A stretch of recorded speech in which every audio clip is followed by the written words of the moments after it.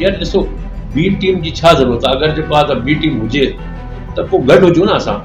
असां ॾिसो जेको आहे त हिन टाइम ते असां पंहिंजे माण्हुनि खे नौकरियूं न ॾेई सघिया आहियूं। डेवलपमेंट असांजे इलाइक़नि में जेको आहे त रोड रस्ता न आहिनि, छाजे करे असां ऑपोज़िशन में आहियूं। ऐं एतिरे माण्हुनि ते असांजे माण्हुनि ते केस थिया आहिनि जेका हीअ 10-12 सालनि में, त तव्हां वञी ॾिसो हीअ त वरी बि पीर साहिबु पघारे जी हुर जमायत जेका माना जेका फेस करे पई, ॿिया बि असांजा दोस्त आहिनि, अहिड़ी ॻाल्हि न आहे, ॿिया बि असांजा दोस्त आहिनि जेका फेस कनि पिया।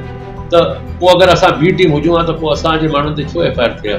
पाणी जा मसइला थींदा आहिनि, ॿिया मसइला मसाइल थींदा आहिनि, त अहिड़ी ॻाल्हि न आहे। हीअ जेका तव्हांखे कंहिं ॻाल्हि ॿुधाई आहे जेका करे थो ग़लति ॻाल्हि करे। मां सम्झां थो जेको आहे त हुननि त पंहिंजे हिसाब सां चयो, पर हिते जेको आहे त तव्हां सम्झो था पंहिंजे हिसाब सां हू जेको आहे त हिते जेका माण्हू हुया उन्हनि पंहिंजे हिसाब सां थी सघे पार्टी जी ॻाल्हि न ॿुधी हुजे,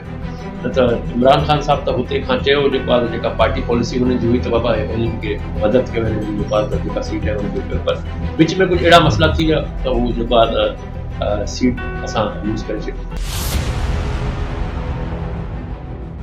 हले पई पंहिंजे हिसाब सां, हू बि वीचारी कोशिशि करे पई, कोई इशू ईंदो आहे त हू रेज़ कंदी आहे, ॿिया बि असांजा एम पीज़ आहिनि हू बि रेज़ कंदा आहिनि। पंहिंजे हिसाब सां जेका बि इशू हूंदो आहे असां फंक्शनली ॻाल्हाईंदा आहियूं। ॾिसो मुज़ाहिरो जेको आहे त ख़ासि तौर ते ॿुधायां त असांजी अहिड़ी को पॉलिसी धरणे वारी या मुज़ाहिरनि वारी असांजी न आहे।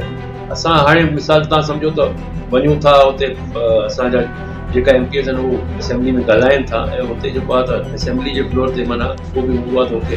पंहिंजो एहतजाज रिकॉर्ड कराईंदा आहिनि, ऐं किथे ज़रूरत पवंदी आहे त पोइ असांजा दोस्त निकिरंदा बि आहिनि पार्टी जा, असांजी पीर साईं जी हुर जमायत आहे, हू बि जिथे को ज़रूरत हूंदी आहे त हुते जेको आहे त माना उहो असां पंहिंजी आवाज़ उथारींदा आहियूं, अहिड़ी ॻाल्हि न आहे।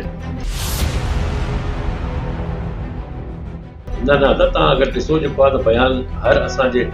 M P M N A जेका पार्टी जा रहनुमा आहिनि सभिनी जेको आहे बयानु ॾिनो आहे, चाहे बैरिया टाउन हुजे, चाहे जेको आहे त सिंध जो को